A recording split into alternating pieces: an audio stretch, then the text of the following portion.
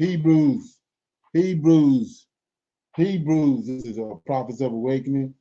This is our reading through the Tanak night. Okay, 16th of April, 2025. Imagine making 453,000. We'll be reading through the book of Genesis chapters 26 to 30 tonight. Reading through the Tanak. Okay, you can go to our YouTube channel, the Prophets of Awakening. Videos. We have over 1,000 or so videos you can look at, examine the scriptures, examine the videos, and get the meat out. And if you like what you're receiving, I'm asking you to like, share, and subscribe to the channel.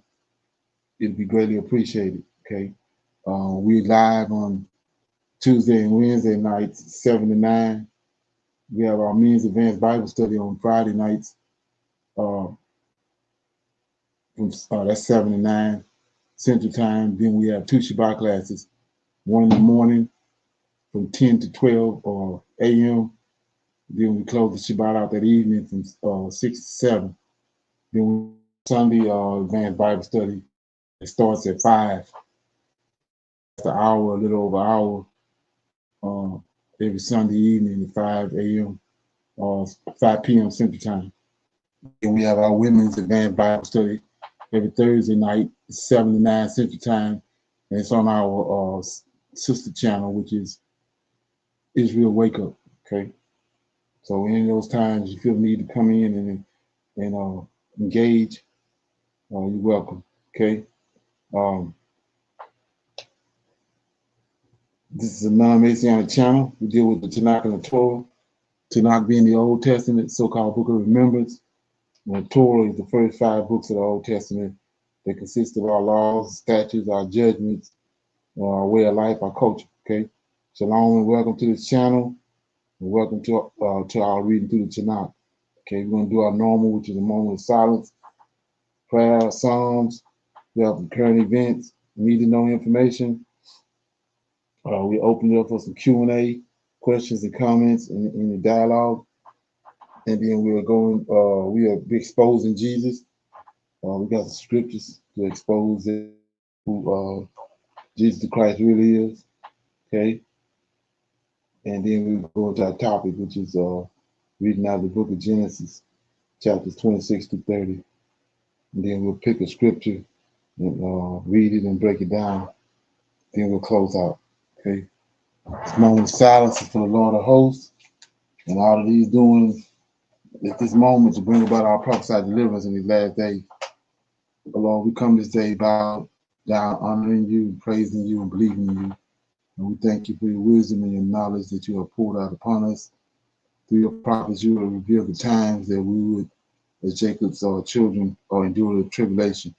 Keep us, O Lord, and guide us and deliver us. And we see you now within the Holy Scriptures, O Lord, and we trust you with all our heart and all our soul. Keep not thy silence, but shine forth from our enemies with thy power and thy glory. Peace be unto you. Okay. Read the Psalms.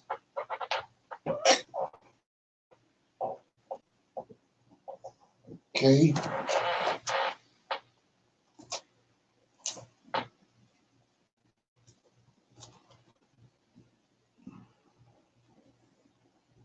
Okay, I'll read Psalms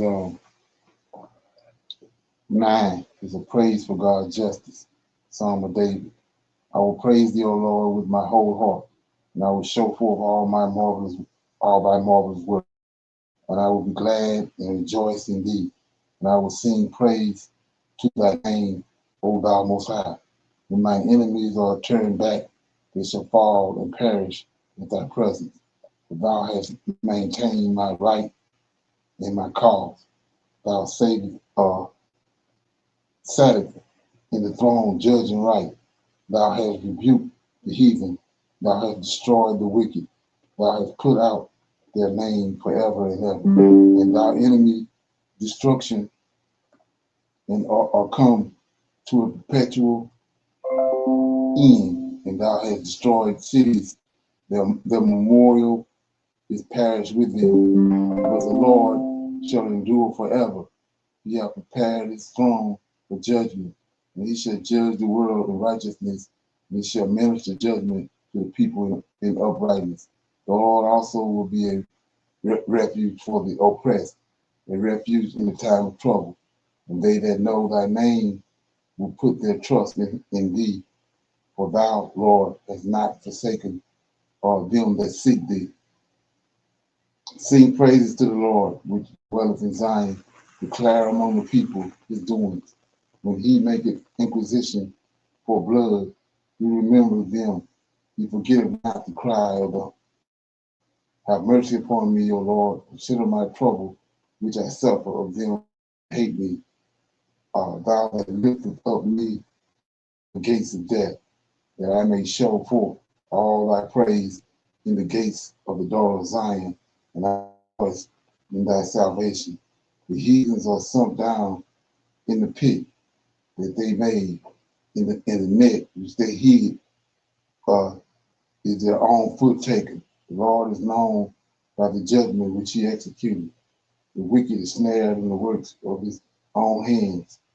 Selah, the wicked shall be turned into hell, and all the nations will forget God. The needy shall not always be forgotten. The expectations of the poor shall not perish forever. Arise, O Lord, let not man prevail. Let the heathen be judged in thy sight. Put them in fear, O Lord, that the nations may know themselves to be but many. Selah. That was Psalm 9. Okay. Any comments or questions on that? Okay, so I was looking at Psalm 7, verse 7 out of Psalm 9. It says, but the Lord shall endure forever. He hath prepared his throne for judgment, and he shall judge the world in righteousness, and he shall minister judgment to the people in uprightness. The Lord will be a refuge for the oppressed, a refuge in the time of trouble. Then verse 10, and they that know thy name, will put their trust in thee. For thou, Lord, hast not forsaken them that seek thee. Okay. So with that being said, we're gonna move on to our current events. I'm gonna play it and then we'll deal with it.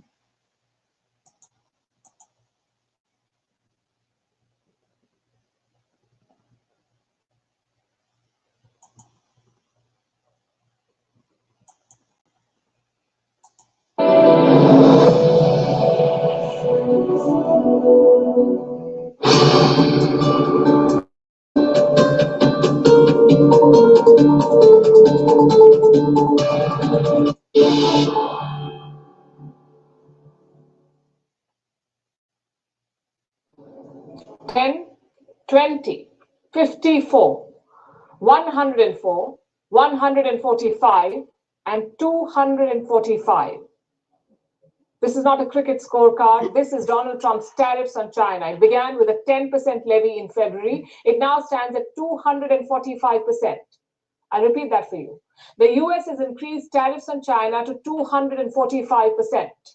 The White House announced it yesterday, though this time with less fanfare. No grandstanding by the press secretary, no all-caps post on Truth Social. Instead, this announcement was sneaked into a White House fact sheet. And the reason for this hike? Because China retaliated. Trump says 75 countries have reached out to him. They want to strike a deal with the US, but China has. How our clients are beating the market.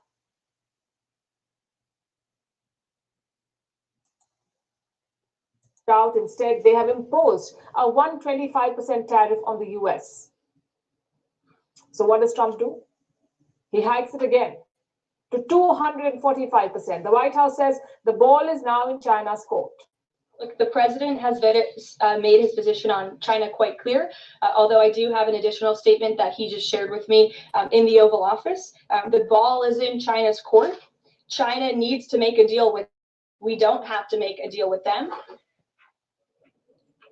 Forget the ball. There is no court left to play in. A 245% tariff is not a pressure tactic or a retaliation. It is simply an ego move. You just heard the press secretary. She says that China needs to make a deal with the US, not the other way around. China should be the one making the deal. So clearly the White House wants a deal with China. They just want Beijing to make the first move. The question is, how will China respond? Beijing had ruled out further tariff hikes last week. They said anything more than 125% is a joke. That is China's tariff on the US, 125%. They will not hike it further. As for talks, China is open to it. They have appointed a new trade envoy for negotiations, but only on the basis of mutual respect. If the U.S. truly wants to resolve the issue through dialogue and negotiation, it should stop its practice of maximum pressure and cease with threats and blackmail. Instead, it should engage in talks with China on the basis of equality, mutual respect, and reciprocity. Let me recap that for you. The US wants China to pick up the phone and call Donald Trump, but China is saying, stop the bullying. Lift the tariffs first, and then we can talk. Like I said, it's an ego battle. Neither side wants to appear weak, and Trump is going the extra mile. The tariffs are just one part of his strategy. He's piling the pressure on his allies too. A top Trump official has issued an ultimatum to Europe. He wants Brussels to pick between American and Chinese technology, specifically communications technology. Let me give you the background here. Elon Musk's Starlink is trying to enter the European market, but a lot of countries are apprehensive. They do not like his meddling in European politics, nor do they like his president's tariffs, the US president's tariffs. So what does the US do? It issues a Bollywood-style ultimatum. Either pick us or the Chinese. Let me quote what US officials said. If you're concerned about Starlink, just wait for the Chinese Communist Party's version. Then you'll be really worried. And to be fair, he does have a point. The problem is the Americans are also unreliable. It's like a rerun of the Cold War. Back then, the Americans had the same attitude. You're either with us or against us. And Trump is reviving that Cold War approach. It's bad news for America's trading partners. Until now, the trade war was limited to the US and China, but now Trump is taking it beyond those arenas. He is asking other countries to publicly choose. And China knows this. They know that many countries are rethinking their partnership with the US, so they're trying to cash in. And China's strategy has been twofold. The first is to attack the US. No diplomacy or outreach, just full-on wolf warrior attacks. China's state media is taking the lead here. Let me quote from their recent piece. This was published in a Chinese mouthpiece. The US is not getting ripped off by anybody. The problem is the US has been living beyond its means for decades. It consumes more than it produces. The US should stop whining about itself being a victim in global trade and put an end to its capricious and destructive behavior. Now, this approach has a clear motive: to present China as a challenger to the US, as the only country standing up to Donald Trump. Which brings us to the second part of China's strategy, reaching out to partners. Xi Jinping is on a tour of Southeast Asia. He has visited Vietnam and Malaysia already. His next stop is Cambodia. Do you know what's common between these countries? All of them face steep tariffs from Donald Trump.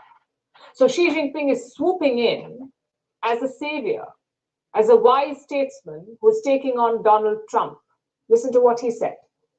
We must uphold the multilateral trading system, keep global industrial and supply chains stable, and maintain an international environment of openness and cooperation. How about that? China is preaching cooperation and openness.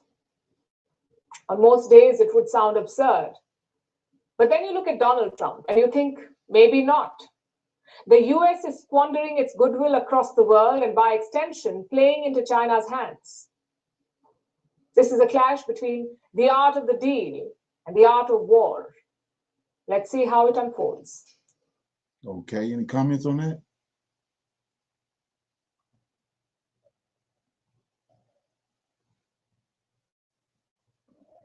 Okay, no comments. Here we go. Sadly,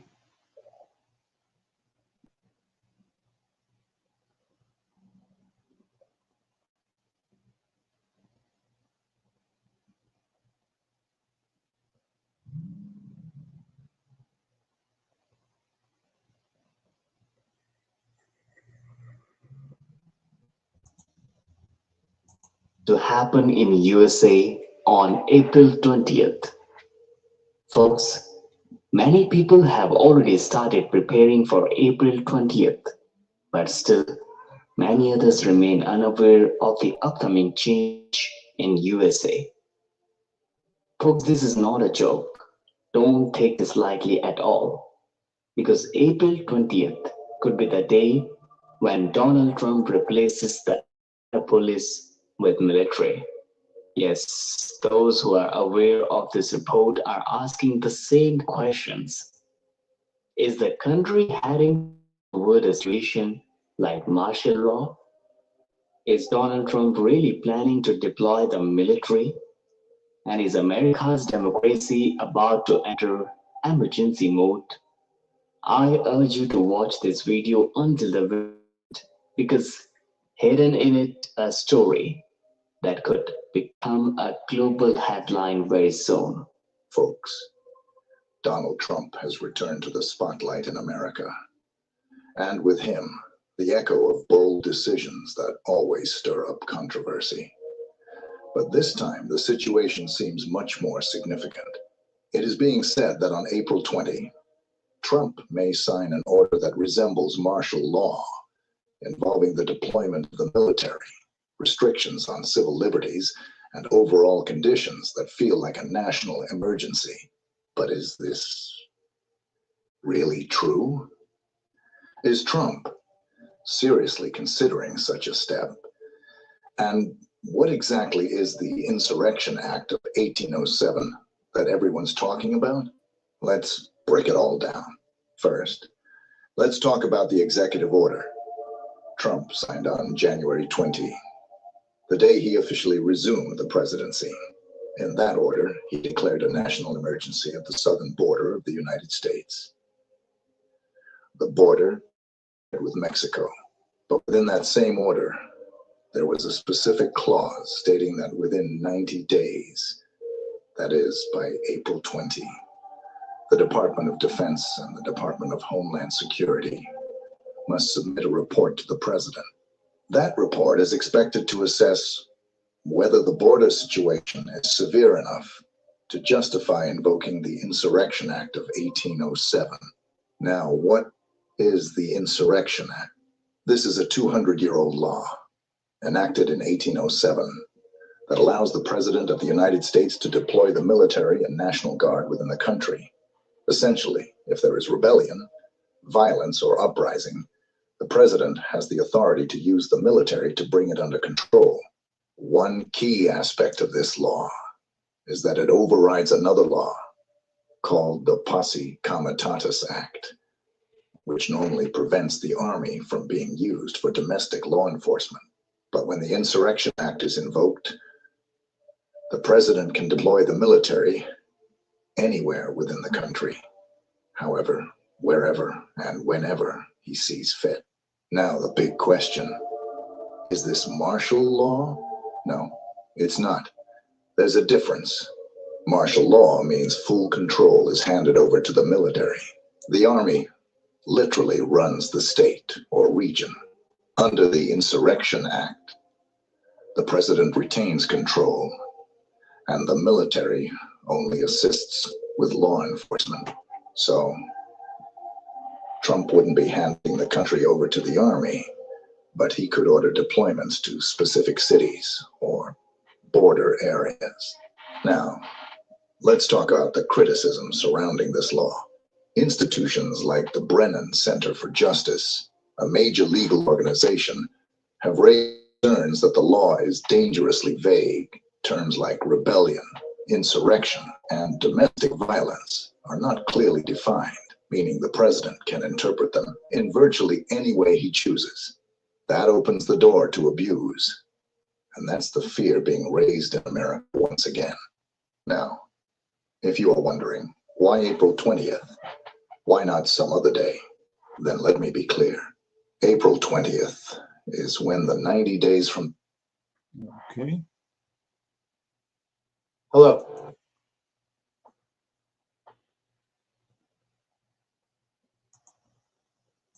The January 20 executive order will be completed. 2 days after that order, On January 22, the Trump administration announced the deployment of 1,500 soldiers to the southern border. Then, on January 29, U.S. Defense Secretary Pete Hegseth stated that the administration was preparing to send 300 migrants to Guantanamo Bay. But since then, there hasn't been any major public update. Now, all eyes are on the report, expected by April 20. It could determine whether Trump proceeds with invoking the Insurrection Act and potentially announcing it on the same day. So the big questions are, will Trump invoke the Insurrection Act on April 20? Will we see troops on the streets of America again? Will democratic norms give way to something that feels like emergency rule? As of now, there has been no official confirmation from the White House. But if it happens, this could become the biggest global headline in the coming days. Yes, folks, we already know that America is going through a major period of correction, where everything that can be shaken is being shaken by God Himself. If you remember, a massive earthquake shook the entire region of San Diego recently, and these events are becoming more frequent. It's not just earthquakes. The USA is being shaken in almost every area: politics, culture, family, law, and more. And in the midst of it all, yes, Donald Trump may be a central figure on earth, but Jesus Christ is the central figure in the eternal plan. And while some may try to dismiss this as just another political move, we have to be honest about where things are heading. The unrest is real. The confusion is real. The division is at an all-time high.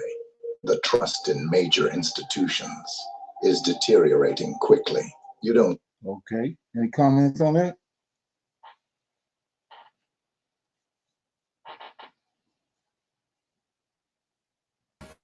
Shalom, Brother Leonard. What do you see Trump doing at that time? Do you think that he's going to declare martial law? Like, what do you think? Because so much is happening, even with that Gitmo, people that was there at Gitmo, they ended up closing that and transferring those people to a prison here in Louisiana. So there's a lot of things that Trump is doing behind the scenes that we can't even keep up with. Today I was watching a video and they was talking about CBP Home, which CBP1, right, that Biden them had started. So when Trump came into office, he disbanded that app in January 2025, and then last month he brought it back, but he renamed it. And the reason why he renamed it was to the immigrants can go on there and apply for their own deportation back home. Like, he is just doing so many things that we don't even know about. So what do you think he's gonna do at that point? Here soon. Well, we saw what he just done a couple of days ago. The closer we get to April 20th, he sent more troops to the border. Then he claimed that land. I think it's they said 20 feet or something from the borderline all the way back, or whatever, all the way down the border. So and then notice what he done today and yesterday with the denigrating the blacks. You know, he's setting the stage for the black folks, and now he made a sly statement today about he told the people over there in Brazil, I think it's Guantanamo or Brazil somewhere, that he's going to start sending American I think they were nationals there. So American nationals is, blacks. Was that like El Salvador president he was talking to when he said that? Yeah, El Salvador. Right, El Salvador president. So you can see him ratcheting it up. And then I heard of something else. Like another thing that guy said right here on this video was that he passed that executive order, and then nothing else has been said about it. It's like it went dark. You know what I'm saying? They ain't said nothing about neither health check or the other Homeland Security Secretary. Neither one of them have said anything about what their assessment is up until this point. You say, like I said, it's everything that went under the radar. So that ain't good. And then I lost my train of thought on the other one. I got sidebarred. But yeah. So to me, oh yeah, the guy said that they had that April, but he said rebellion, or you know what I'm saying, protest or rebellion they can call a martial law or invoke that order by the people protesting in the streets. So he said that they got another protest set, like the one they had last Saturday, hands off. They got another one set for the 8th, I think, of the 8th of April. I mean, May. So the guy was saying that if the next one intensify, you know what I'm saying? If it intensify, and he said he was talking about how they're gonna use the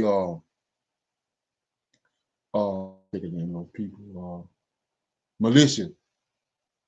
They're gonna use militia like they did before with the George Floyd thing. They inserted militia groups in certain areas to wrap up the protest. You know what I'm saying? To make it violent.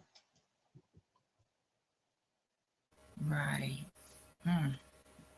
Yeah, so that's a ploy they've been using.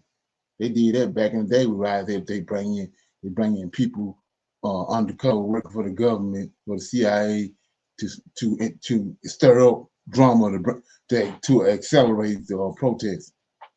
So they'll be able to engage. So it could be, delayed, like, you know what I'm saying, set off to like that to the next protest rather than the 20th. But I'm thinking it's gonna be the 20th, me myself. From where everything is happening. Yeah. Anybody else got any comments on that? Okay, we'll open it up for some Q&A. Anybody have any questions or comments about anything they want to talk about? Dialogue? Anything that came across?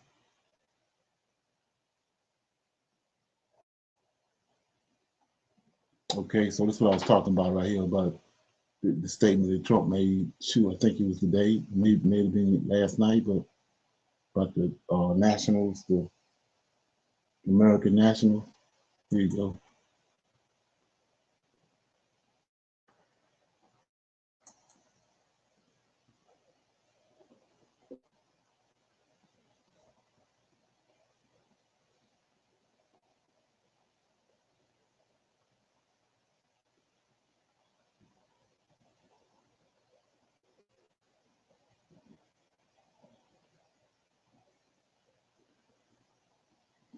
Okay.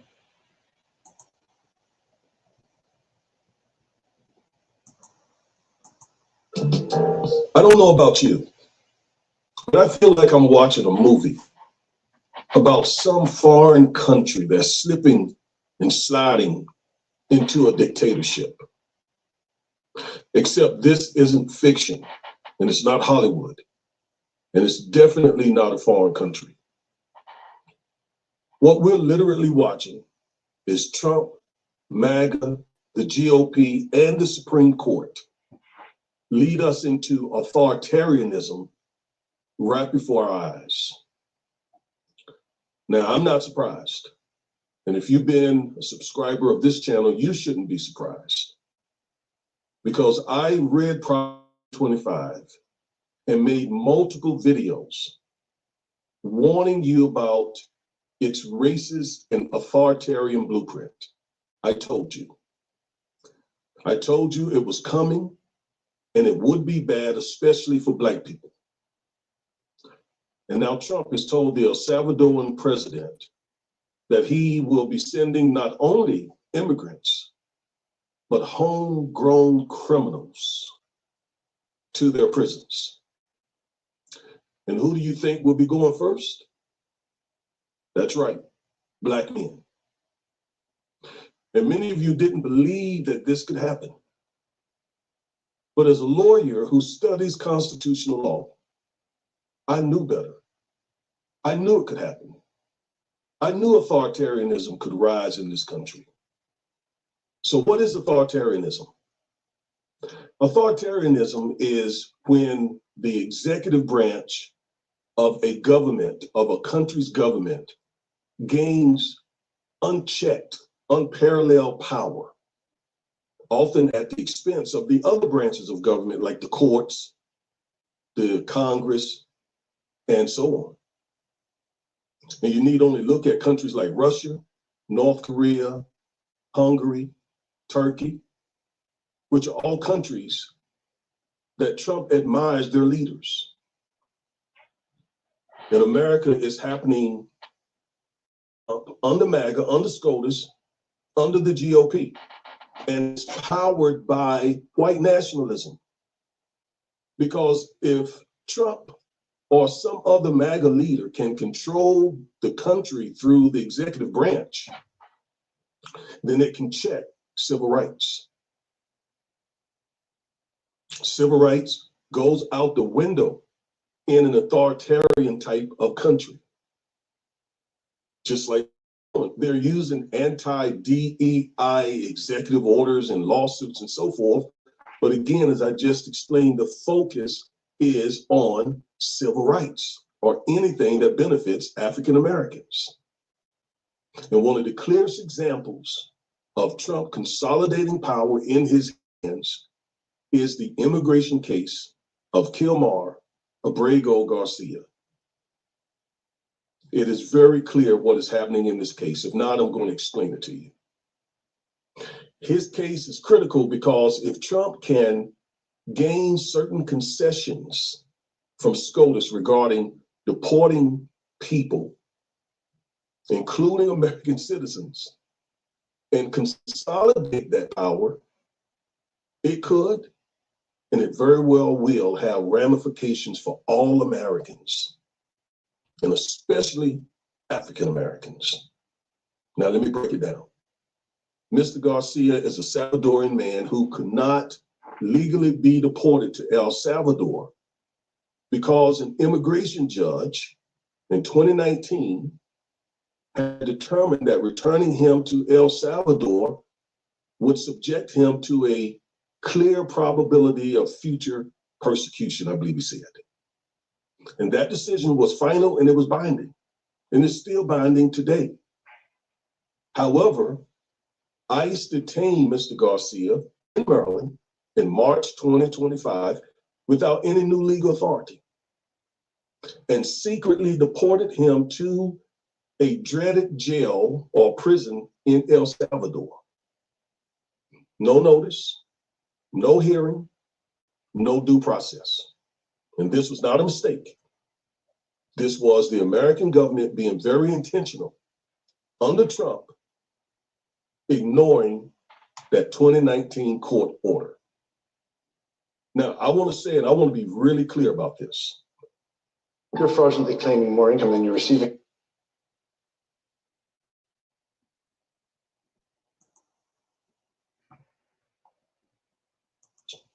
I am all about getting dangerous gangs out of the country. I'm all about that. There is no exception in my mind.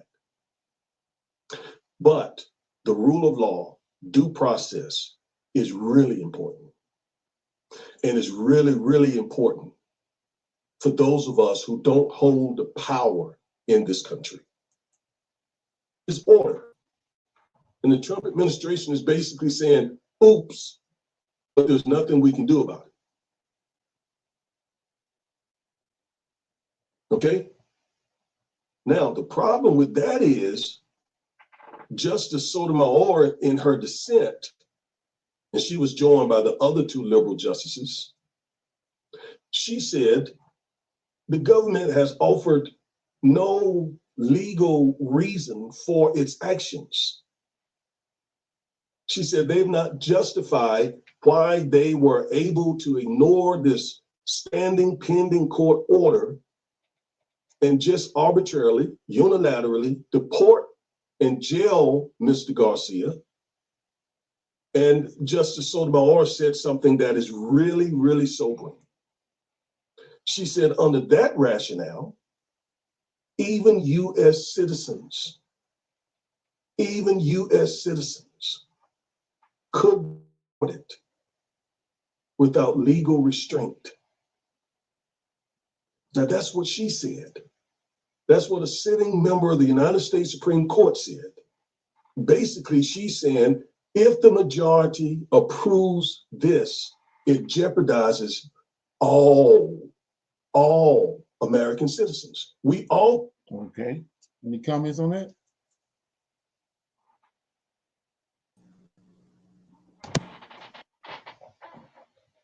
Okay.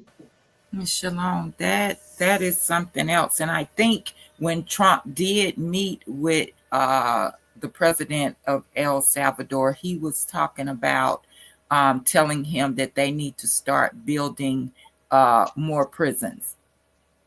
So now I look at that sort of like what do you call it, like prison for hire maybe, because Trump has plans, like he was saying, to deport even American citizens. So we got to really look at that. And during his campaign, you know, he really was talking about the blacks, and that's where his focus is at. And his true focus, like you guys were saying last night, is on our black men. Exactly. Right. And all the orders. When you look at those orders that he all the ones he writing, they going right to end up with Black America, people of color. And it was all like the man was saying, it's countless of people warned us. It was all over the news about 2025, Project 2025, but nobody, they thought that was a joke. Right. So yeah. Shalom. Okay. Yeah, yes, sir. Also, I wanted to make note that the Supreme Court, for once, was unanimous about bringing this young man back. Right. Have they brought him back yet?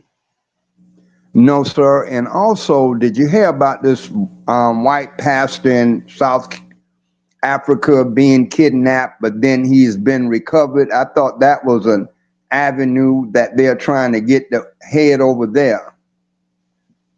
No, I hadn't heard of that. Well, let me check it out. No, I hadn't heard of it though. That when just recently, I mean like today or yesterday or something? Yes, sir. Within the last 24 to 48 hours, they recovered him and supposedly, assassinated the kidnappers. But that's I don't know what part of South Africa, but I said that was another way that they might be trying to get over there. And one more thing, they were saying about the criminals and the most dangerous. And I'm thinking they're going to empty them jails of the blacks and send them over there also. Right. Yes, sir. Exactly. They might try to execute him. Who knows? Yeah. Anybody else got anything on that? Anybody else? Okay, so where we at now is exposing JC. I got a little segment where I expose JC. So what I want to do here is when you understand who JC is, he's a counterfeit that these Romans and especially Esau concocted after we were ran out of the land of Israel in 143 BC. And and when you go back in the scriptures, you come to find that David is the Messiah, right? David was anointed. Messiah only means to be anointed, right, with oil. And I was listening to this video, and I thought it was pretty informative when the guy said he gave the meaning of Mashiach. You hear that a lot, the Mashiach, the Mashiach, and what that word means is to rub all on. Rub all on. That's what it means, Mashiach. So we know that didn't happen to JC. He wasn't all rubbed on him, right? So what I want to do is plead the case for David, because once you see that David is the Messiah, it's easy to see that JC is a counterfeit, right? So what I'm in chapter 1 Samuel chapter 8, and this is when you hear everybody bringing up Saul, everybody, and you said that David is the Messiah, right? But what you have to do is go back and look at how it all transpired, right? So I'm in chapter 8, and it says, picking up chapter 8, verse 4.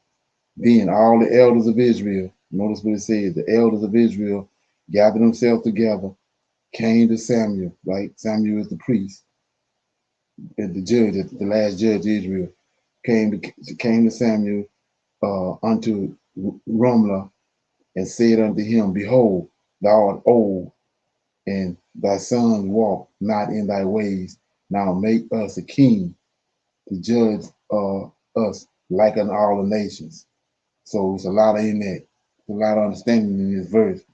So they went to Samuel and they said, they wanted him to anoint them a king over them, right? So what's a king? Like I said, a king is a giant.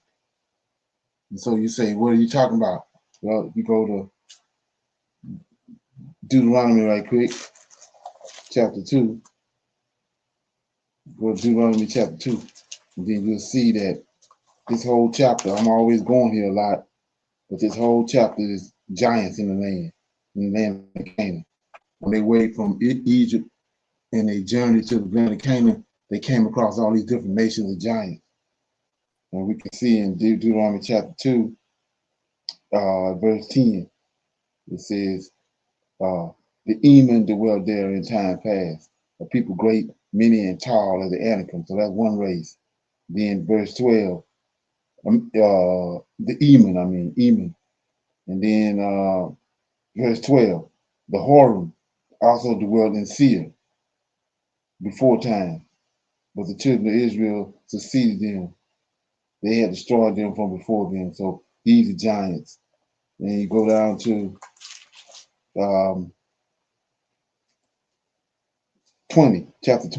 verse 20 of Deuteronomy chapter 2, and you see there also was accounted the land of giants. Giants dwelt therein in old times.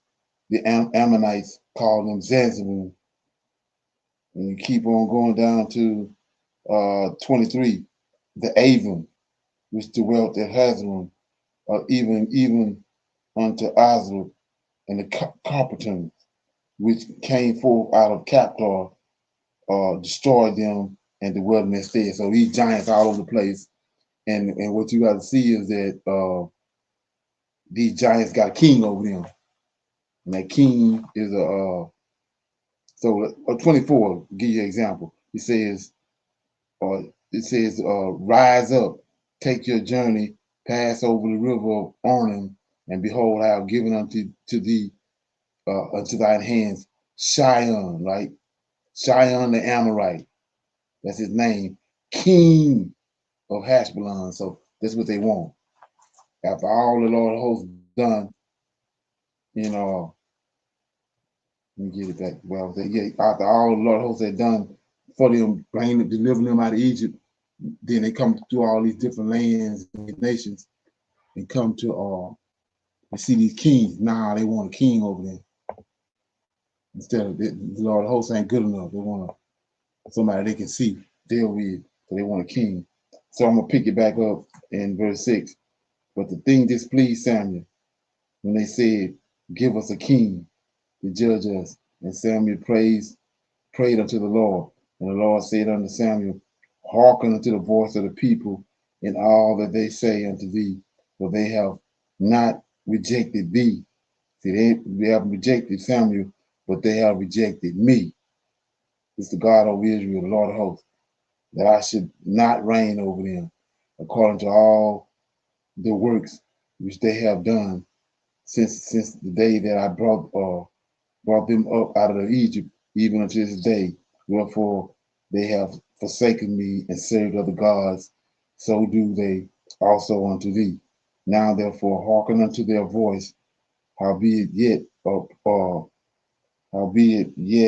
protest solemnly unto them, and show them the manner of the king that shall reign over them. And Samuel told all the works of the Lord unto the people that asked of him a king, and he said, this will be the manner of a king that reign over you. He will take your sons, he will appoint them to himself for servants, for chariots, and to be his horsemen, and some shall run before his chariots, and he will appoint him captains over thousands, captains over 50, and he will set them to ear his ground, and to reap his harvest, and to make his instructions of war and instruments of chariots.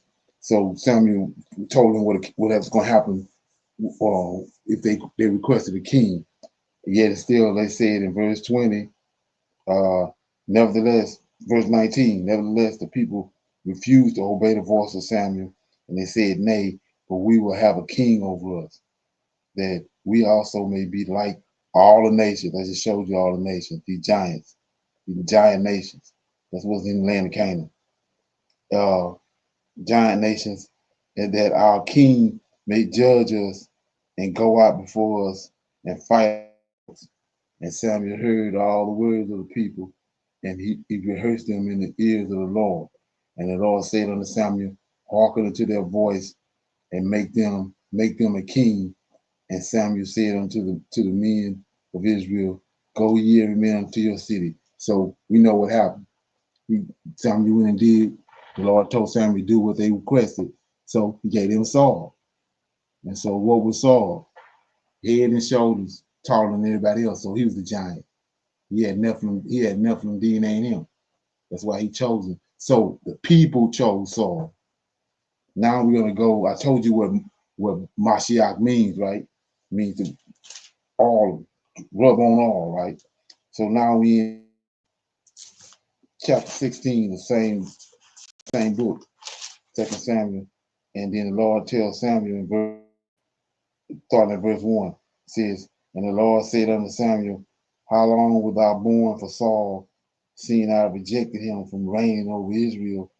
Fill thy horn with oil, and go, and I will send thee to Jesse the Bethlehemite, for I have provided me a king among his sons.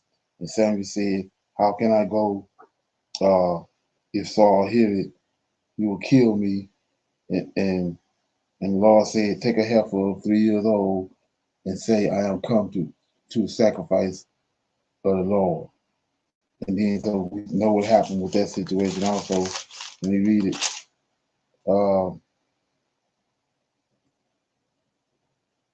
Okay.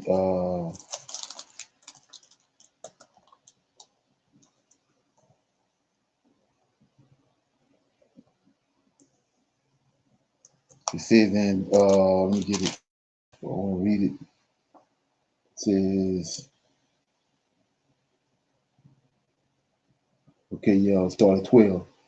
11. And Samuel said unto Jesse, hear all your children, thy children. And he said, there remaineth yet the youngest, and behold, he keepeth the sheep. Samuel said unto Jesse, send and fetch him, for he will not sit down till he come hither. I will not sit down till he come hither. And he sent and brought him in. Now he was ruddy and with a beautiful countenance, goodly to look to. And the Lord said, arise, anoint him, but this is he. So the Lord is telling Samuel. So he chose David.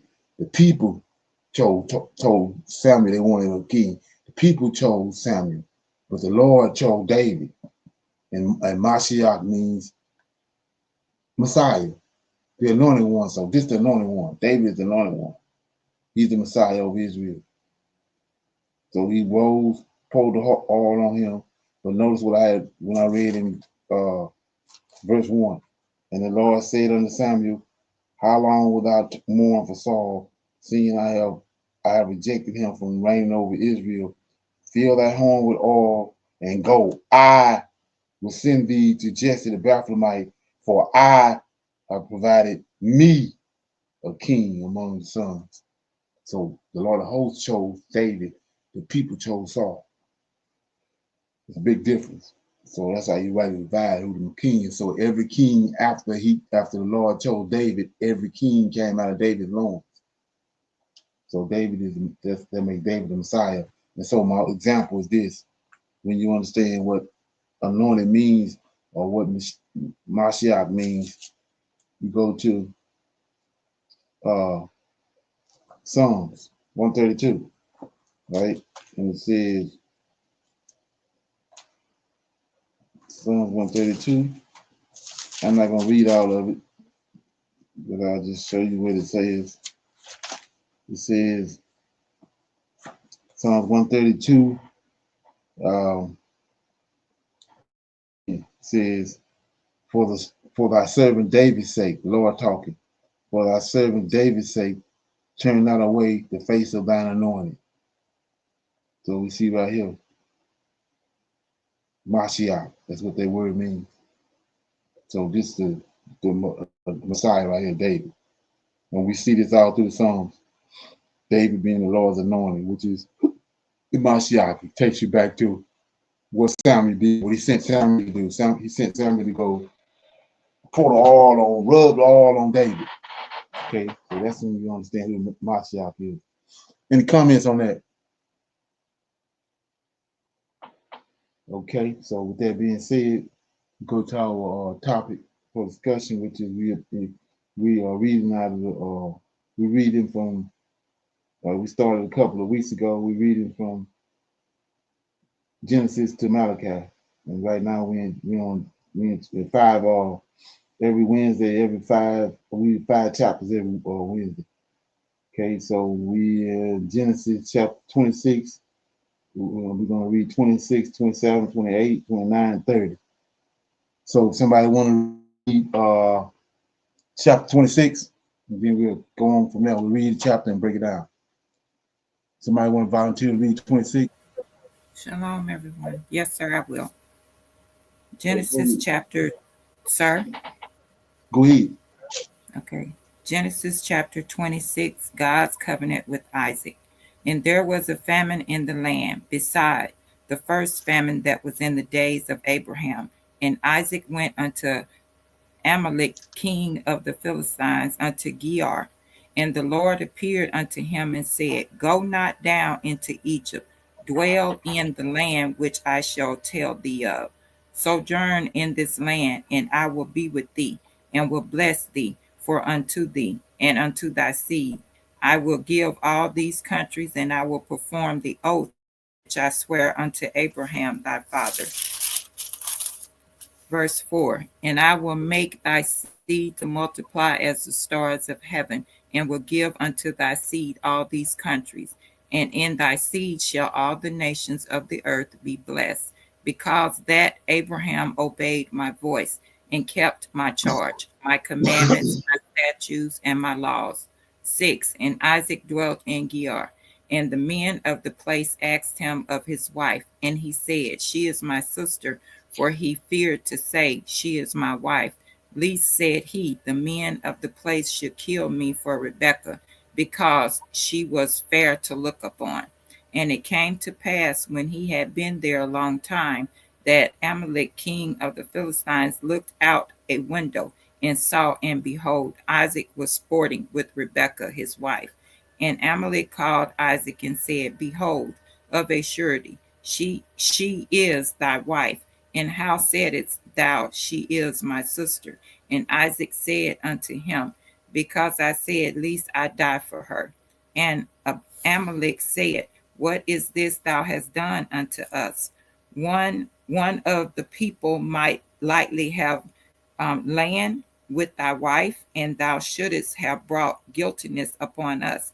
And Amalek charged all his people, saying, He that toucheth this man or his wife shall surely be put to death. 12. Then Isaac sowed in that land and received in the same year an hundredfold, and the Lord blessed him. And the man waxed great and went forward and grew until he became very great. 14. For he had possession of flocks and possessions of herds and great store of servants, and the Philistines envied him.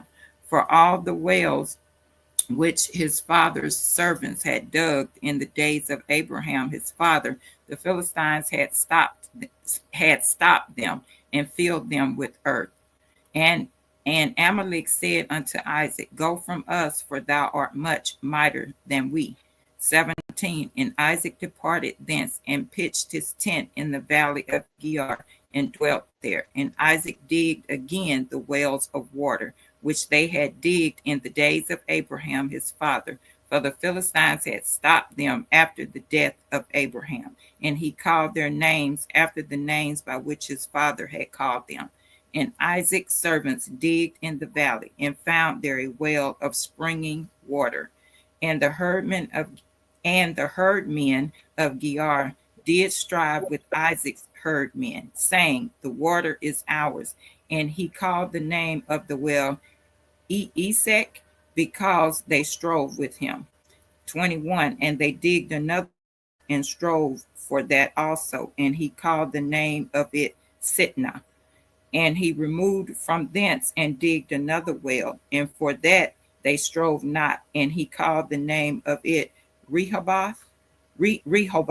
And he said, For now the Lord had made room for us, and we shall be fruitful in the land. 23. And he went up from thence to Beersheba, and the Lord appeared unto him the same night and said, I am the God of Abraham thy father. Fear not, for I am with thee, and will bless thee, and multiply thy seed for my servant Abraham's sake. And he built an altar there, and called upon the name of the Lord, and pitched his tent there. And there Isaac's servants digged a well.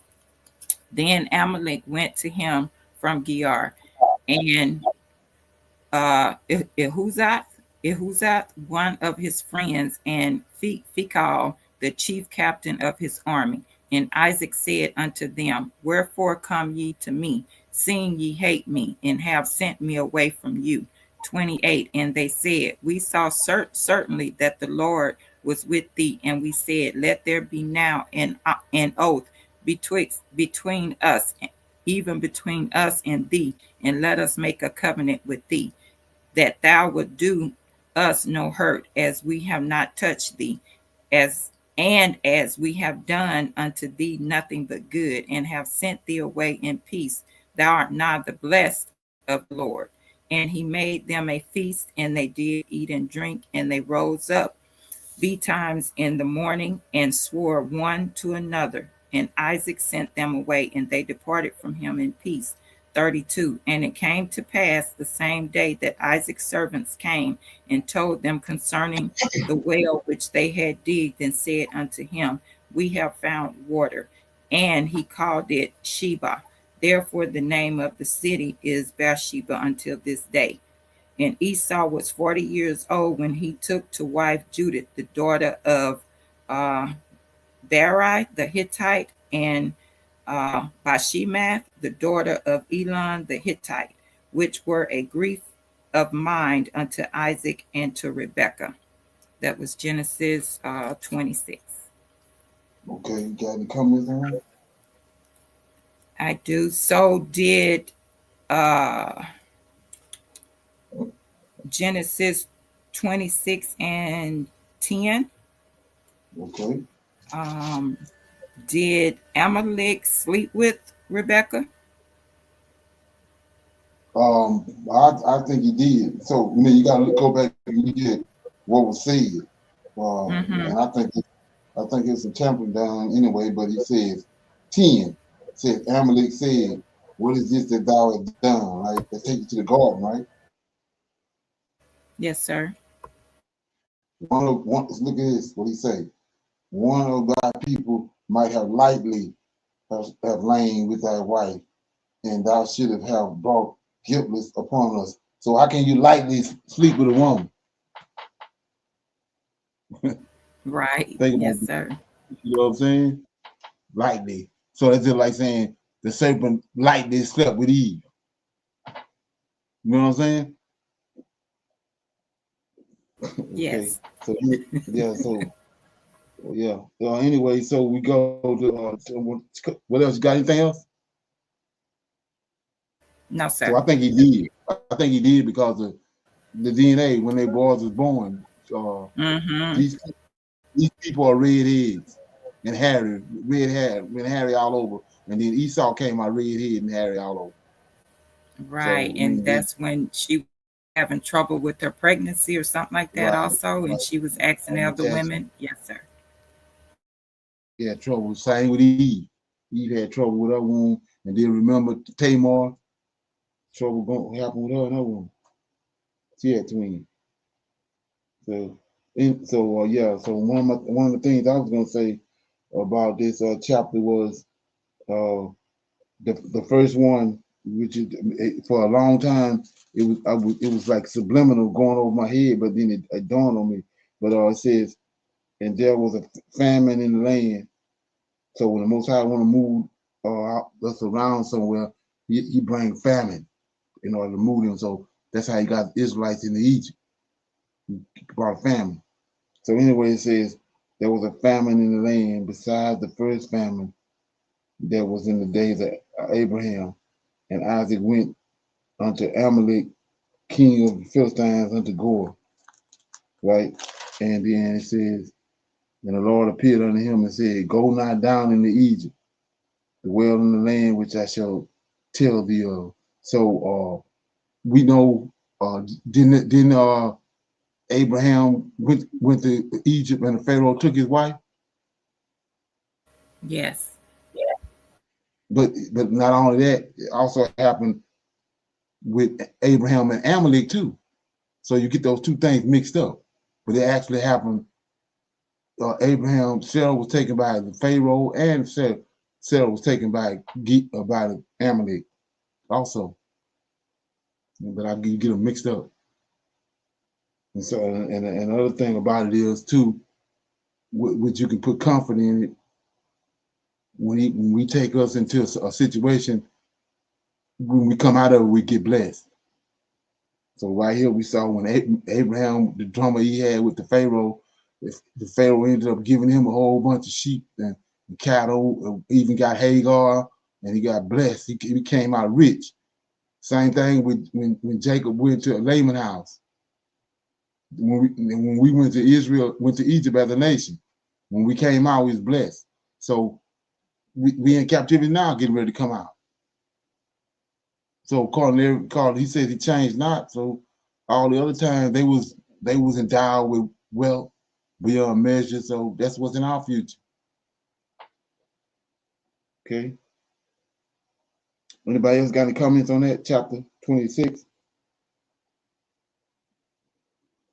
Okay, somebody want to read 27?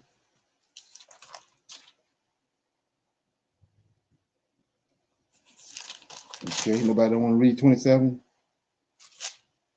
Okay, I'll read it. It says, and it came to pass that when Isaac, okay, let's see what's up. Okay. Somebody want to read 27? Okay, so it says, and it came to pass that when Isaac was old and his eyes were dim, so that he could not see, he called Esau his eldest son and said unto him, my son. And he said unto him, behold, here I am. And he said, behold, now I am old, and I know not the day of my death. Now therefore take, I pray thee,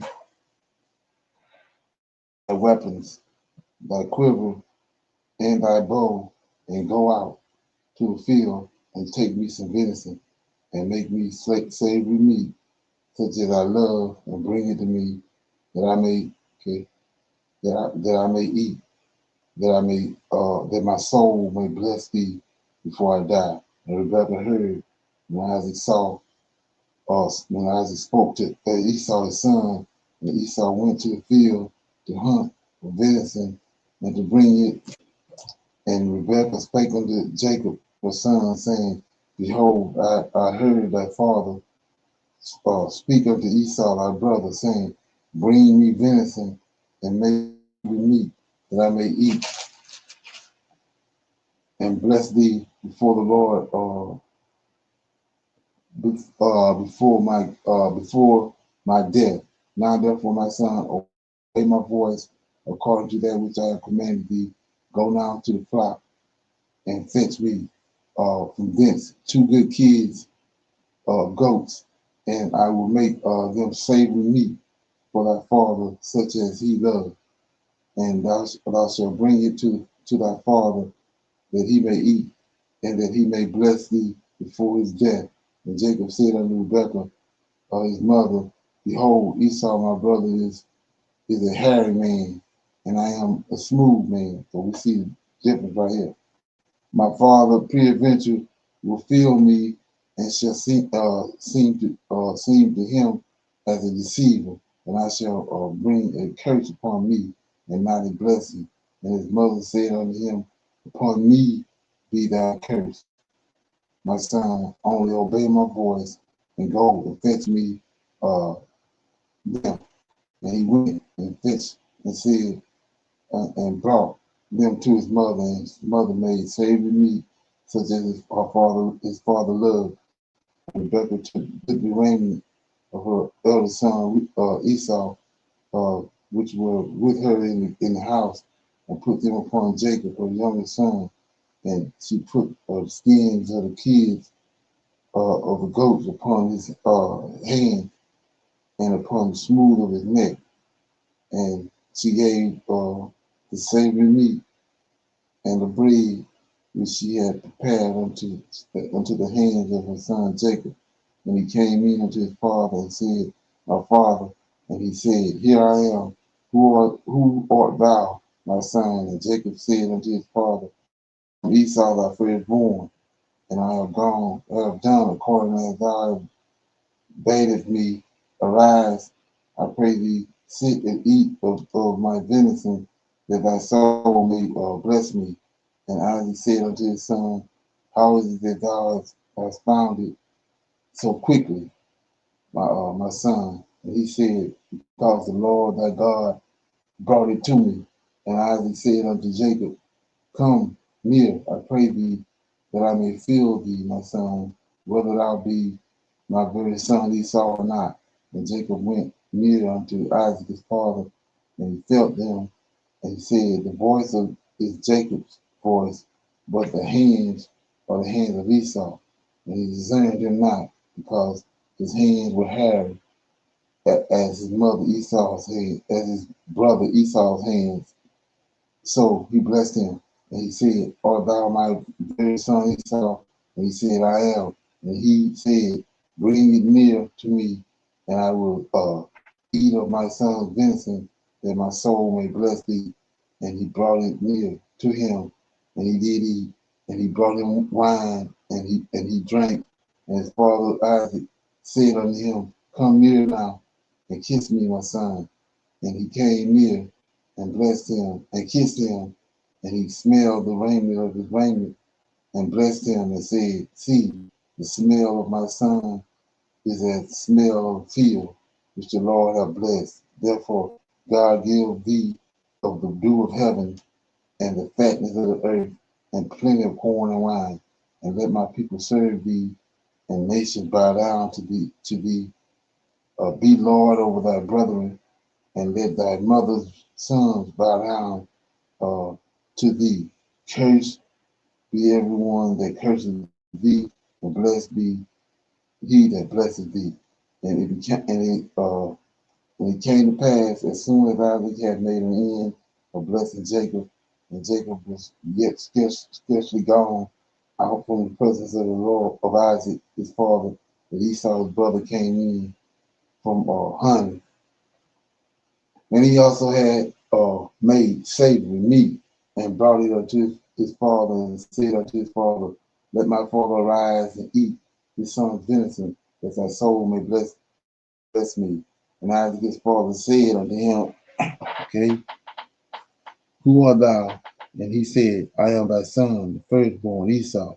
And Isaac trembled very exceedingly and said, who and where is he that have taken venison, brought it to me, and have eaten of all before thy camest, and have blessed him? Says, come, I have eaten of all before thou camest, and have blessed him, yea, and he shall be blessed. And when Esau heard the words of his father, he cried with a great and exceedingly bitter cry, and said unto his brother, bless me. Said unto his father, bless me, even me also my father. And he said, thy brother came with subtlety, and have taken away thy blessing. And he said, is not he rightly named Jacob? For he hath supplanted me these 2 times, taken away my birthright, and behold, now ye have taken away my blessing. And he said, hast thou not reserved a blessing for me? And Isaac answered and said unto Esau, behold, I have made him thy Lord, and all thy brethren have I given to him for servants. And with corn and with wine have sustained him. And what shall I do now unto thee, my son? And Esau said unto his father, hast thou but one blessing, my father?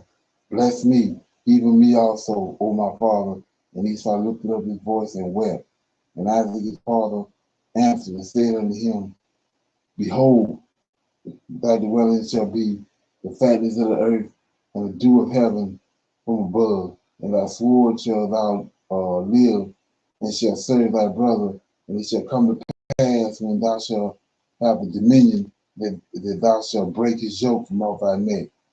And Esau hated Jacob because of the blessing wherewith his father blessed him. And Esau in his heart, and Esau said in his heart, the days of mourning for my father are not yet are at hand.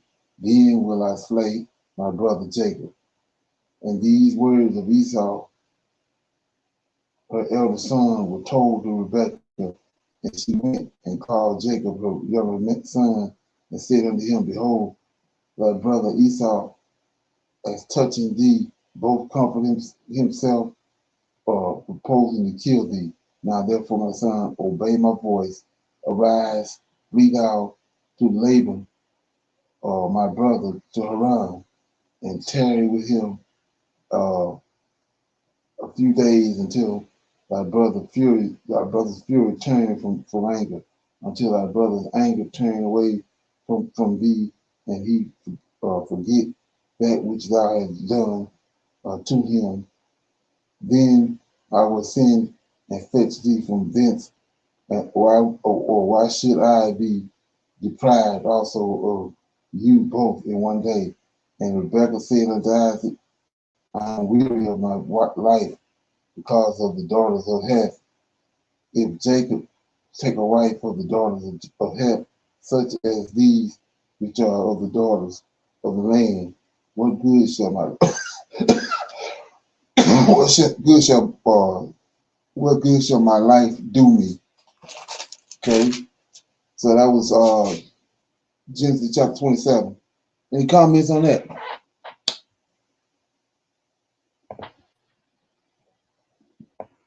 Okay, well, we done read the story over and over again. We know that Jacob went in and his mother, Rebecca, put the goat skins on him, and he ended up being the perpetrator, acted as if he was Esau and he received a blessing.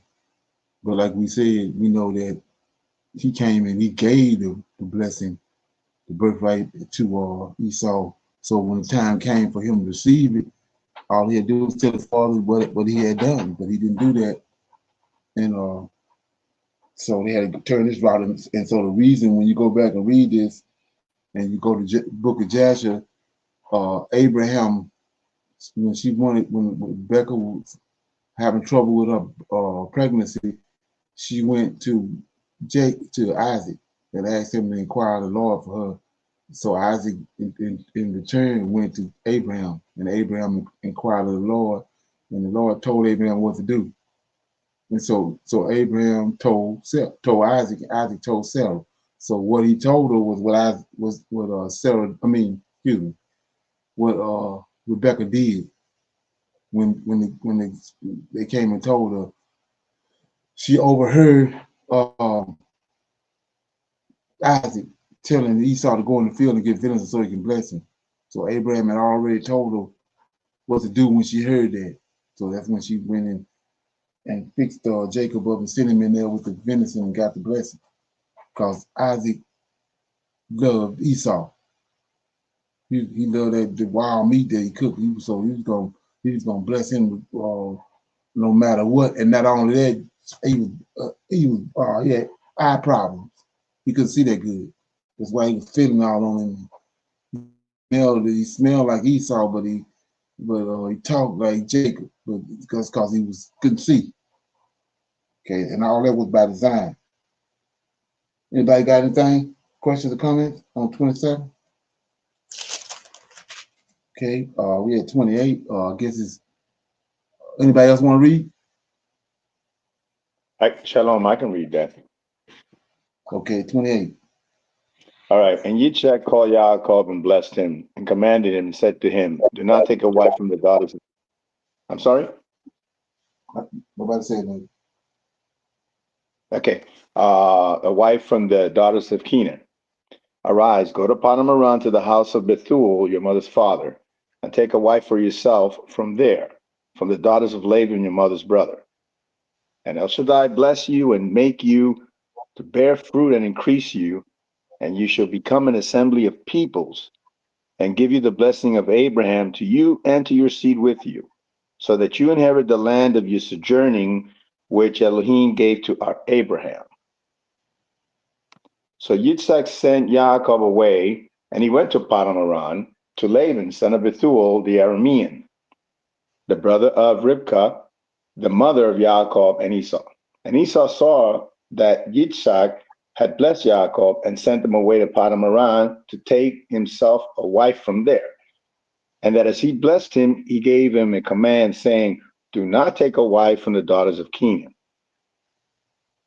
And that Yaakov had obeyed his father and his mother and had gone to Padamaran. So Esau saw that the daughters of Canaan did not please his father Yitzhak. And Esau went to Ishmael and took Mahala, the daughter of Ishmael, Abraham's son, the sister of Nebaioth, to be his wife besides the wives he already had. And Yaakov went out from Beersheba and went toward Haran. And he came upon a place and stopped over for the night, for the sun had set.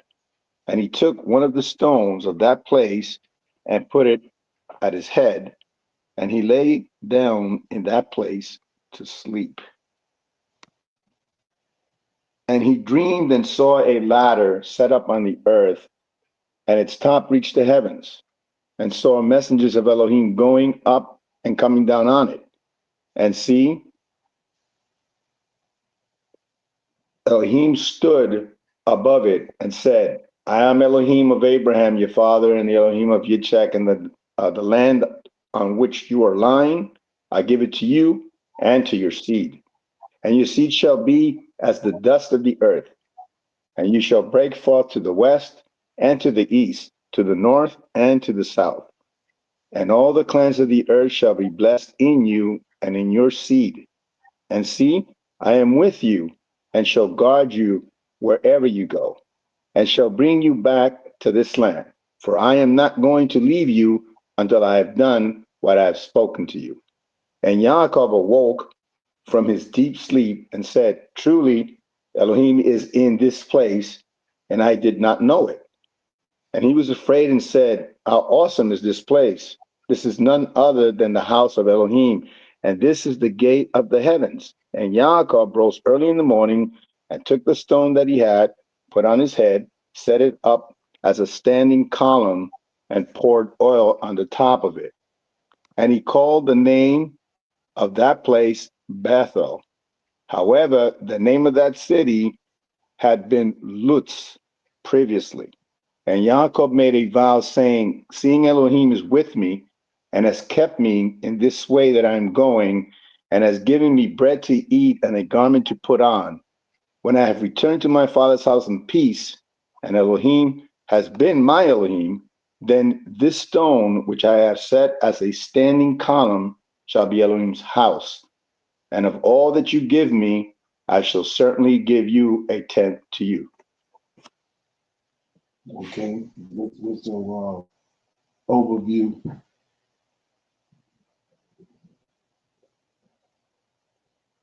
So what's your take on that?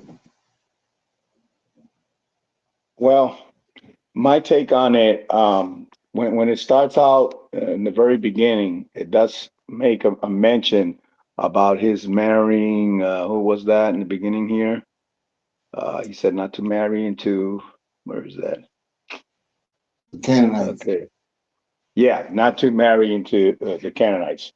And we know the Canaanites were, they had Nephilim blood running through their veins, so we can understand why that would be the case and why we shouldn't marry into that. But there are other people who are not, that do not have Canaanite blood in them, that are not Israelite. So my take on that is, when he says for us not to marry into other women that are not Israelites, is he saying it based on the fact that they're from a different race, or is he saying it because their belief system takes them away from believing in him? And we can see that every time it mentions it, he says that very same thing, that he obviously they go away from him as Solomon did. So Right. my take is, of course, the ideal would be to marry an Israelite woman. But like in the case of Moses, where Moses married into someone that wasn't an Israelite woman, I would think that Elohim would have corrected him concerning that. But instead, the person that brought it up got cursed with leprosy. So to me, it's not about what the person is. It's outside of the fact that they don't have Nephilim blood in them, but it's about their belief system. Because if they believe in him and they give their life to him, the seed does not change. The seed is the seed, no matter what. So anyway, that's all I wanted to share. Okay, anybody else? Yeah, so when it comes to that, Moses' wife, she's an Israelite woman. They living amongst the Canaanites. Midian Jethro come from Abraham's wife could. So she's an Israelite. She came from Abraham's seed. They just living among the Kenites. That's why they were saying that they had a problem with her. But they was like Abraham. He came from Ur the Chaldees and came into the land of Canaan. But he wasn't a Canaanite. So that's what that was. Because Moses' sons ended up being priests. Gershom, so ain't no way he had to be an Israelite. They came from Moses' wife. So yeah, so that's how that works. Just like today, we being called African Americans because they took us from Africa. But when you know the story, we fled from Israel into the land of Africa. So when they came and got us, they got us from Africa. So from that day to now, the average person think we Israelites. I mean, think that we Africans, but we're not Africans. We Israelites. We just was taken from the land from Egypt and from Africa. Okay. Anybody want to read 29? Somebody want to volunteer to read 29? Shalom, if nobody else wants to read it, I'll read it. Joyce is driving, so she says she can't read. So if nobody else wants to read it, I'll read it. Sir? Read 29, I'll read 30. Yes, sir. Genesis 29, Jacob and Rachel. Then Jacob went on his journey and came into the land of the people of the east. And he looked, and behold, a well in the field, and lo, there were 3 flocks of sheep lying by it. For out of that well they watered the flocks, and a great stone was upon the well's mouth. And thither were all the flocks gathered, and they rolled the stone from the well's mouth and watered the sheep, and put the stone again upon the well's mouth in his place. And Jacob said unto them, My brethren, whence be ye? And they said, Of Haran are we. And he said unto them, Know ye Laban, the son of Nahor? And they said, We know him. And he said unto them, Is he well? And they said, He well. And behold, Rachel his daughter cometh with the sheep. 7. And he said, Lo, it is yet high day, neither is it time that the cattle should be gathered together. Water ye the sheep, and go and feed them. And they said, We cannot until all the flocks be gathered together, and until they rolled the stone from the well's mouth. Then we watered the sheep. 9. And while he yet spake with them, Rachel came with her father's sheep, for she kept them. And it came to pass, when Jacob saw Rachel the daughter of Laban his mother's brother, and the sheep of Laban his mother's brother, that Jacob went near and rolled the stone from the well's mouth, and watered the flock of Laban his mother's brother. And Jacob kissed Rachel, and lifted up his voice, and wept. And Jacob told Rachel that he was her father's brother, and that he was Rebekah's son. And she ran and told her father. 13. And it came to pass, when Laban heard the tidings of Jacob his sister's son, that he had ran to meet him, and embraced him, and kissed him, and brought him to his house. And he told Laban all these things. And Laban said to him, Surely thou art my bone and my flesh. And he abode with him the space of a month. 15. And Laban said unto Jacob, Because thou art my brother, shouldest thou therefore serve me for naught? Tell me, what shall thy wages be? And Laban had 2 daughters. The name of the elder was Leah, and the name of the younger was Rachel. 17. Leah was tender-eyed, but Rachel was beautiful and well-favored. And Jacob loved Rachel, and said, I will serve 7 years for Rachel, thy younger daughter. And Laban said, It is better that I give her to thee, than that I should give her to another man. Abide with me. And Jacob served 7 years for Rachel, and they seemed unto him but a few days, for the love he had to her. And Jacob said unto Laban, Give me my wife, for my days are fulfilled, that I may go in unto her. And Laban gathered together all the men of the place, and made a feast. And it came to pass in the evening, that he took Leah his daughter, and brought her to him, and he went in unto her. And Laban gave unto his daughter Leah Zilpah his maid for an handmaid. And it came to pass that in the morning, behold, it was Leah. And he said to Laban, What is this thou hast done unto me? Did not I serve with thee for Rachel? Wherefore then hast thou beguiled me? And Laban said, It must not be so done in our country, to give the younger before the firstborn.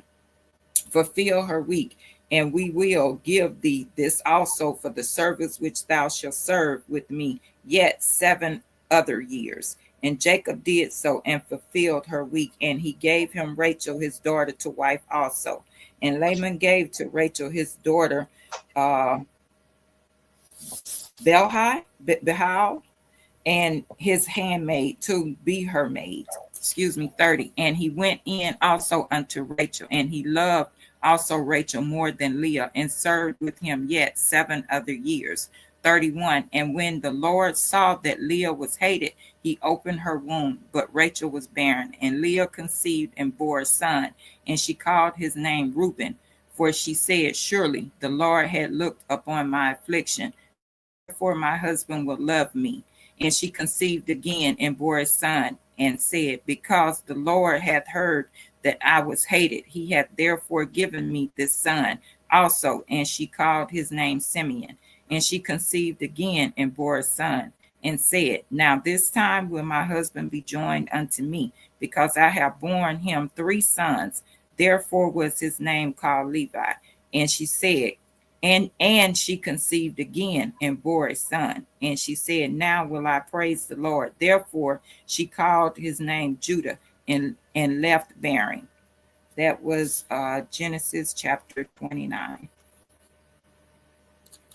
Okay, you got any comments on that? No, we could just see that what Laban had did was not right. Now that's deceiving someone. What they said that Jacob done to Esau, that was not true, but this was deceiving someone. Right. Notice at the start of that chapter how, like Most High said, he changed not. And when you read that, how when Jacob got there, he went right to the people he was looking for, and then Rachel came right out. His wife, Most High brought his wife right to him. And ain't that the same thing happened when Abraham sent his servant to go get the Rebecca? Same thing happened. It happened just like that. Same way. He got there, and Rebecca came right there and gave him water. The wife of Isaac came right to him. And the same thing with Jacob. Rachel came right to him. You see that? Okay. Yeah. So Shalom. Go ahead. Yes, sir. Also, Brother Leonard, I noted that Leah wasn't loved, but she bore the children that was the major tribes of Jacob. Exactly. Right. Right. That was how. And then another thing too, we will see in this next chapter how that he had Rachel's womb closed up. That's what a lot of people not getting is Lord of Hosts. So Lord of Hosts is the one behind it, whether a woman have a baby or not, when she have it, all that. We see example of that when he had Sarah's womb closed up until she was 90 years old. Then he showed up in Genesis 18 and opened her womb up. Then told her, I'll be back, and according to the time of life, which is 9 months, and he came back, and then he even told her what to name it. And then he came back, and she had a son.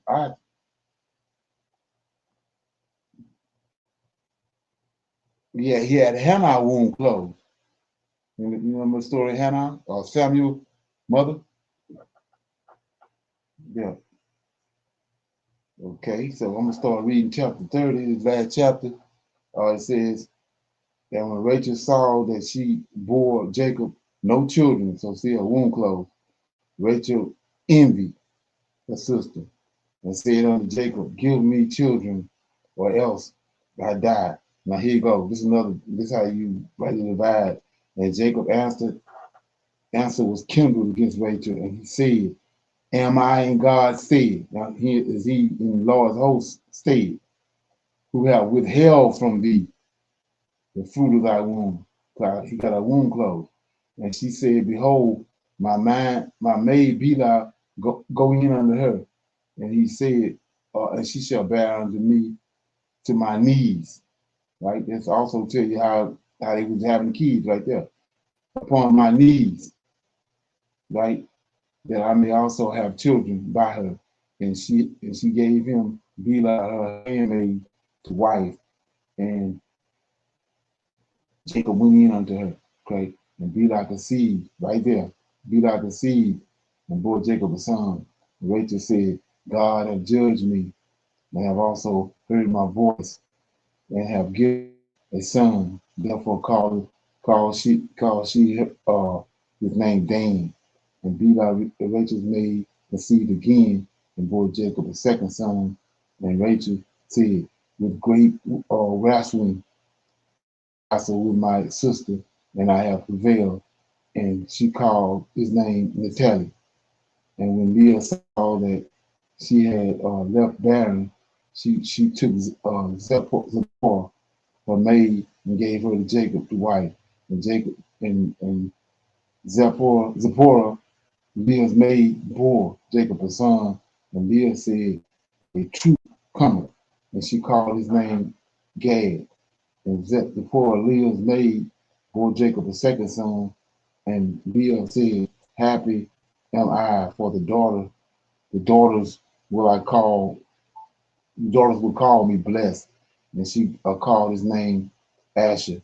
And Reuben went in the days of the wheat harvest and found mandrakes in the field and brought them unto his mother Leah.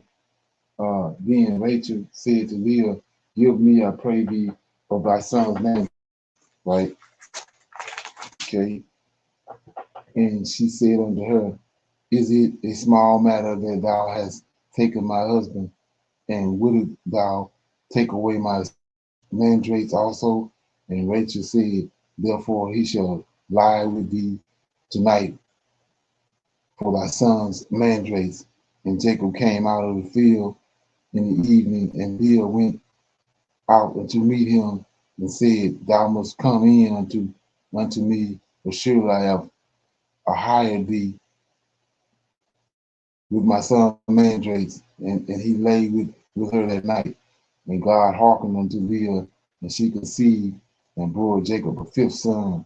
And Leah said, "God have given me my hire, because I have given my maiden to my handmaid, to my husband." And she called his name Issachar.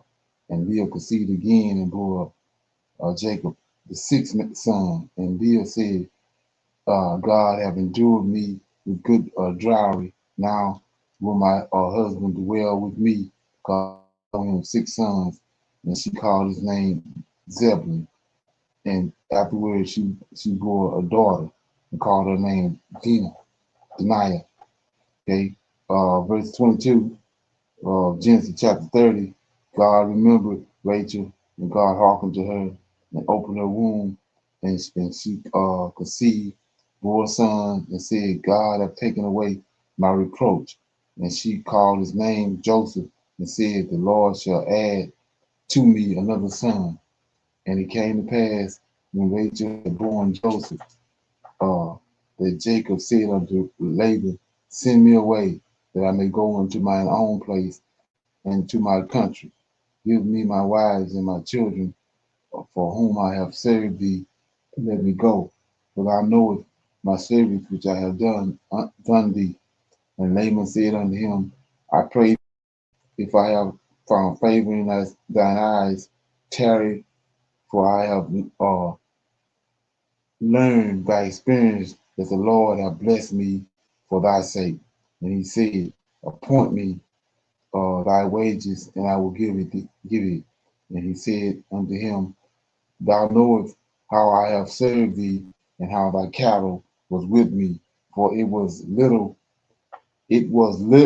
which thou had before I came, and it is now increased unto a multitude, and the Lord hath blessed thee since my coming. And now then shall I provide for mine own house also." And he said, "What shall I give thee?" And Jacob said, "Thou shalt not give me anything. If thou wilt do this thing for me, I will again feed and keep thy flock, and I will pass through all thy flock today, removing from thence all the speckled and spotted cattle, and all the brown cattle among the sheep, and the spotted and speckled among the goats, and of such shall be my hire. So shall my righteousness answer for me in time to come. And when it shall come for my hire before thy face, everyone that is not speckled and spotted among the goats and brown among the sheep, that shall be counted stolen with me." Okay. And Laman said, "Behold, I would it might be according to thy word." And he removed that day the goats that were ringed, shrink, and spotted, and all the goats that were speckled and spotted, and every one that had some white in it, and all the brown among the sheep. And he gave them into the hands of his sons. And he set 3 days' journey between him and Jacob. And Jacob fed the rest of Laban's flocks. And Jacob took him rods of green purple and of hazel and chestnut trees, and peeled white streaks in them, and made the white appear which was in the rods. And he set the rods which he had peeled before the flocks in the gutters in the watering troughs. And when the flocks came to drink, that they should conceive when they came to drink. And the flocks conceived before the rods, and brought forth cattle, green, shrieked, speckled, and spotted. And Jacob did separate the lambs, and set the faces of the flock toward the green shink, and all the brown in the flocks of Laman. And he put his own flocks by themselves, and put them not unto Laman's cattle. And it came to pass, whensoever stronger cattle did conceive, that Jacob laid the rods before the eyes of the cattle in the gutters, right, that they might conceive among the rods. But when the cattle were feeble, he put them not in, so that the feebler were Jacob was Laban's, and the stronger was Jacob's. And the man increased exceedingly, and had much cattle, and manservants, and maidservants, and men servants, camels, and asses. So, like I was saying before, we see over and over again how he sent them into a trial or into captivity, and then when they come out with great wealth. Never fail. Okay. Anybody got any questions or comments? Any questions or comments? Okay. We'll deal with our picking the scripture. You gonna pick that scripture, Michelle? Shalom, yes, sir. It's in the book of Enoch. Okay. And the numbers are a little bit off, but in my book it's chapter 93 in the Black Book, page 52. Okay. And it's a lot in these chapters. I was reading it today, and I just want to kind of get an understanding coming out of the gate to just make sure I'm on the right understanding. So I'm going to start with chapter 93, verse 9 to verse 16. Okay. Verse 9, I was born the 7th in the first week, while judgment and righteousness Santel endured. 11, and after me there shall arise in the second week great wickedness, and deceit shall have sprung up, and in it there shall be the first end, and in it a man shall be saved, and after it is ended unrighteousness shall grow up. 16, and a law shall be made for the sinners. So as I was reading this, Brother Leonard, these weeks, right? I think it went to like 10 weeks or something like that. Right. Okay. I remember us, I have it in my book, when I first heard you talk about this was in 2020, right? So okay. I did not have the knowledge that I have now. So when I was reading this, Brother Leonard, it was like Enoch was talking about from creation, like until the day of judgment, because I just have a question, not sure, but for verse 14 where it says, and in it a man shall be saved, is that Noah? Right. Okay. Right. And one more, and a law shall be made of the sinners. Verse 16. I was not sure about that one. Right. Well, we know that the law that was given to at Mount Sinai was that same law was given to Adam in the garden, and then it was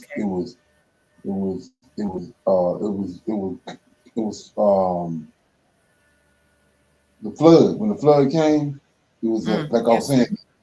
You ever heard of the order of Melchizedek? No, sir. Well, we know I was saying when Abraham met Melchizedek, they tell us in in Genesis 14 when Abraham met Melchizedek, that was Jesus, right? Mm-hmm. But we know that was Shem. In the book of Jasher, Right.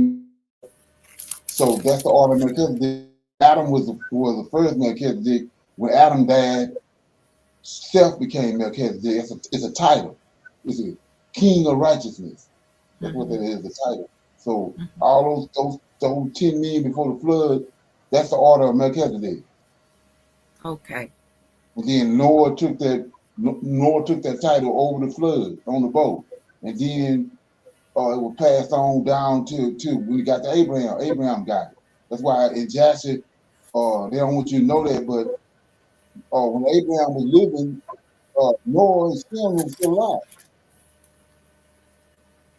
And even when Jacob went to stay with Noah, stay with Shem, Eber and Shem. So that order of Melchizedek was cut off, and then it picked back up with David. And they built the temple. Okay. I did read that a little bit further. Yes, sir. So that's that Melchizedek, when he says that, when you read in the book of Jasher, he talked about Canaan and Seth, he said he went and preached to the sons of God, to the children of men.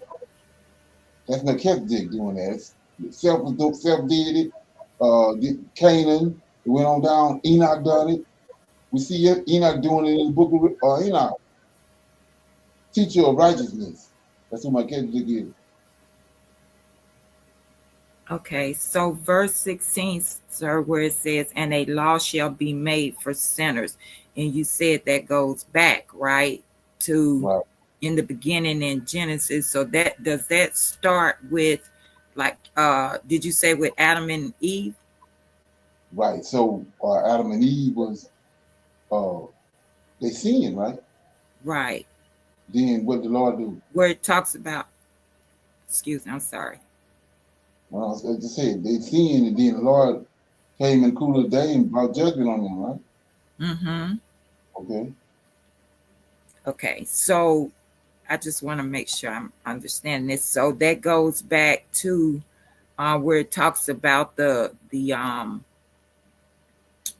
temptation in the garden, right?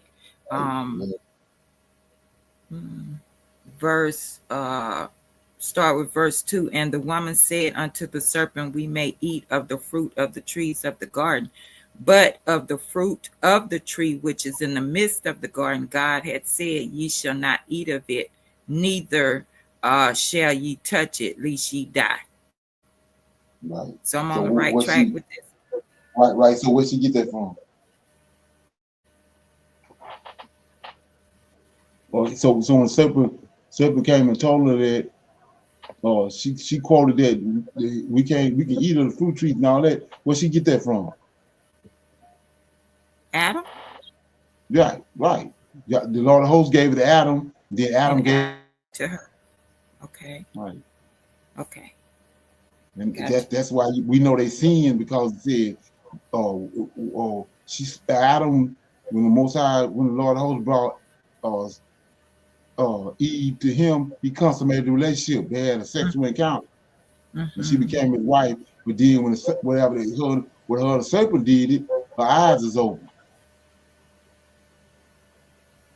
because it was sin. Yes, sir. Sin. Right. Gotcha. Okay.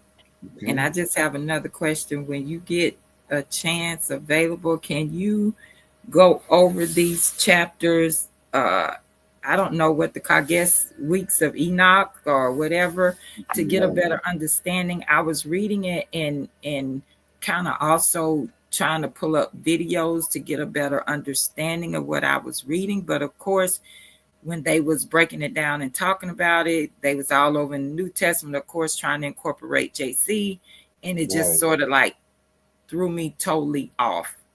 Right. And so we can put it on the record. Right. When they say weeks, you already understand that, right? I think so. I want to say the understanding that what I've understood out of Daniel was 1 week is 7 years, right? Right. And it's for the land. You got Okay. you got a Sabbath year Okay. for the land, which is, Mhm. we know, the land, the earth is the Most High woman. That's the female side. Mhm. Land is his woman. So the Sabbath year, 6 years you work, ground, the 7th year you let the ground rest. Let it rest. And Okay. then the Sabbath day is for man. 6 days he worked, the 7th day he rests. Yes, sir. So it's a week of years. So like you got a week of days, you got a week of years. Oh, okay. Okay. 6 of them years you till the ground, and then the 7th year you have to let the ground rest. And then do that 7 times 7. 7 weeks times 7 is 49. Right. And Okay. then that's the year of Jubilee. That's next year, the 50th year of Jubilee. Okay. So that's where you get the Book of Jubilees from. So Mhm. so these angels keep in time by Jubilees every 50 years. Not the way we keep in time. Not the way we keep. That's the actual way you keep time, by Jubilees.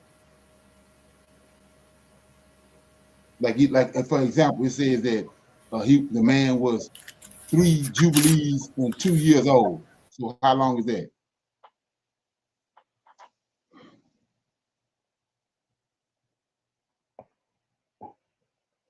Say that again, Brother Leonard.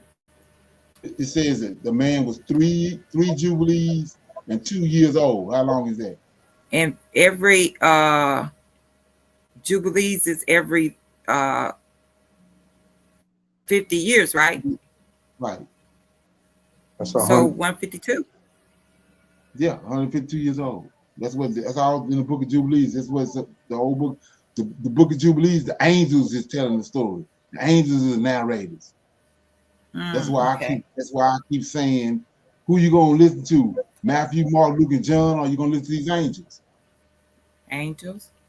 Right. Okay. Okay. Anybody else got anything before we go? Everybody good? One other thing, Brother Leonard, it came out that 46,000 dock workers on the East Coast went on strike today. What? Come on for the shipping? Yes, sir. Okay, well, that ain't good. I'm gonna check that out when I get off the line. Yeah. Appreciate that information. Okay. Everybody good? Yes, sir. Okay. I'm gonna say shalom, shalom, and another shalom. Women's Advanced Bible Study tomorrow night. So that's on Israel Wake Up, and the men can come in through YouTube. Shalom, shalom, and another Shalom, shalom. everyone. Shalom, everyone. Shalom. I highly recommend that you get this book and you read it, because it's a must that you understand who God head is in the order that's in the Old Testament in Tanak, because it's not the same as in the New Testament. And when you read this and you get an understanding, then the scriptures open up, and then you begin to understand. So I highly recommend that you get this book. It's the Elohim of Israel, and it's a breakdown on the word Elohim and who the God of Israel is, and the Godhead.